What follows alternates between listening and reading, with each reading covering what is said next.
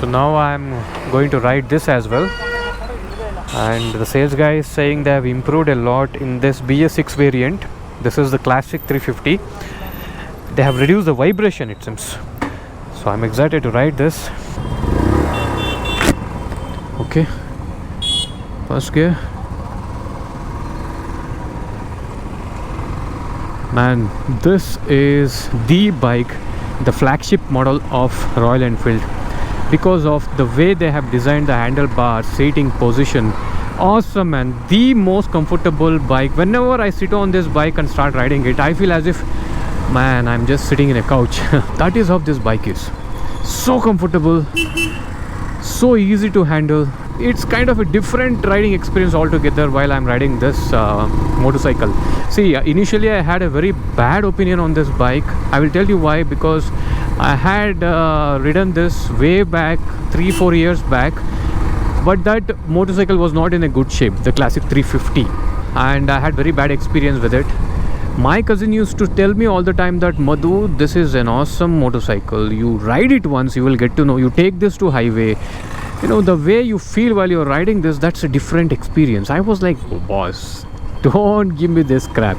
I've already ridden this motorcycle. I didn't feel anything like that what you are explaining. He was always telling me, you ride one motorcycle which is in good shape. Then I took a motorcycle, the new motorcycle, for test ride. One of my friends who is working in Royal Enfield, he gave me the test ride bike, the new bike. Then I felt like, okay, man, this is awesome. This is very nice. From then on, I started to like this motorcycle a lot. This has got a separate fan base. All in all, this is an awesome machine. It's an old classic motorcycle. And this is not made for someone who would like to rev the motorcycle all over the place to go on hooligan mode. This is not an aggressive motorcycle at all. This is a comfortable, with progressive power, and the best budget motorcycle for all your long rides, which is always planted while you're riding on highways. I don't feel that much vibration when I compare this with the BS4 variant, the older version. But here I don't get a chance to go past 70 or 80 because of this traffic and all. I am in city. Maga un Kali road gogona. Avagale Kali road karkondu hodala. Lefta. So let me take an empty road to see whether the vibrations are still there. In lower revs, I don't feel any vibration. Let me rev the motorcycle in gear 2. Slight vibration, not that much. But I still remember when I rode this BS4 variant or BS3, I've forgotten. What I'm trying to say is the older version, I had gone through a lot of vibration. This one is okay, man. Not that much.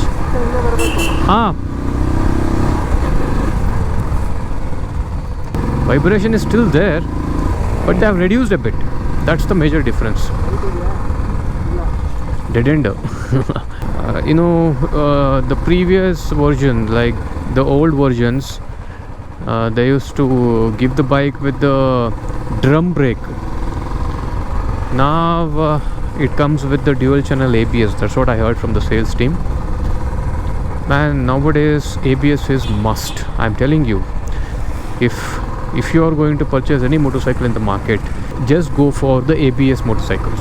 Never go for non-ABS. So I still stick to my opinion. This is the best comfortable budget motorcycle which you can buy it for your long rides. The best riding posture, in my opinion, man, in this budget. Seat is so wide and soft. Awesome, man. They have improved on the braking part, and now I will give it to Tiger for him to ride it. Hange test madbekalappa. Here is our Tiger who is going to ride this. Even he likes this motorcycle. Gear shifting, braking, everything is smooth. They have maintained this test ride bike very well. Seat is comfortable. I can keep my feet flat on the ground. I'm 5'10". And what else, man? The only downside is the vibration. If you want to buy it, you need to get used to it. That's the only downside that I see in this motorcycle. Rest all is like, man, awesome, very nice. I think they have even increased the price on this motorcycle as well. The major upgrade is they are giving it with the alloy wheels, right? So that's the top end, and the rest of the variants will come with the spoke wheels. I am also looking for one budget affordable motorcycle. He is also looking for one good motorcycle, kind of a cruiser. That's his requirement. And I already own a super naked bike, that's Duke 790. I'm looking for one more budget motorcycle for my rides. I can't take my Duke 790 all over the place if I have to plan for a week or 3 or 4 days ride, because of the way Duke 790 is designed. Will not be able to mount luggage in it. It is a risky task to mount luggage in Duke 790.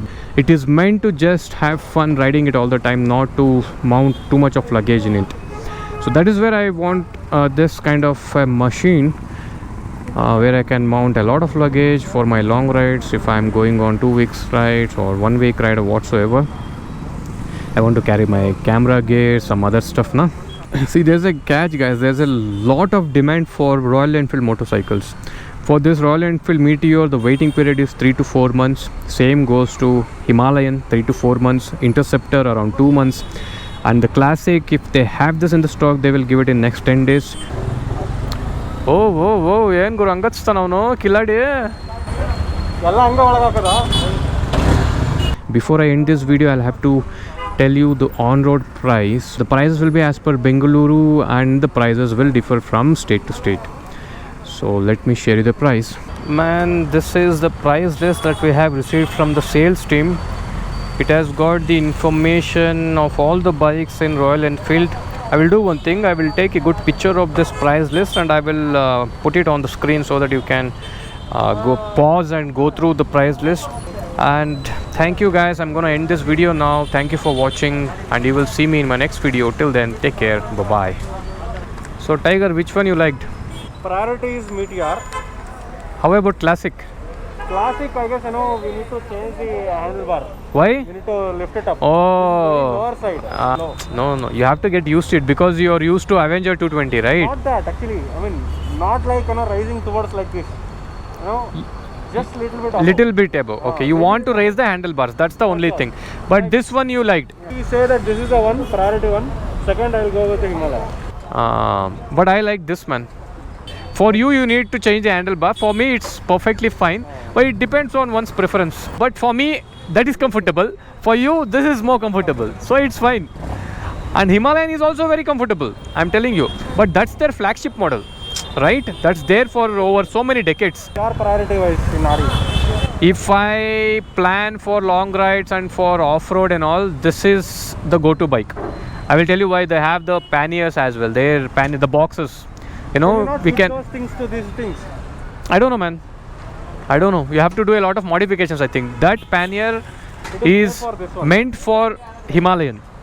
If you mount 2 panniers, right, you can carry a lot of luggage and it's in a fixed position. The price is also reasonable, man. It's around 23,000 somewhat, he said. That's where I like Himalayan. If you just ask me which one I like in Royal Enfield, Classic. That is what I like the most in Royal Enfield. The only downside is the vibration. Vibration has come down. They have made some improvements, but that's the only downside I've seen in Classic. From my preferences standpoint, like based on the rides that I plan in future, I would go for Himalayan. To carry luggage and all, it's very comfortable. It's very easy, right? They have their own stock, panniers, rack, everything they have.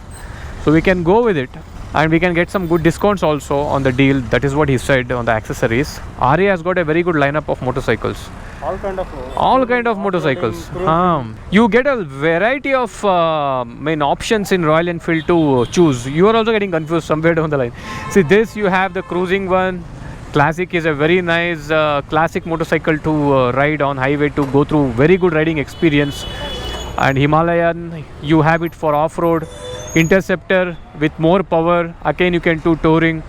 And you have Continental GT Cafe Racer for a funky look,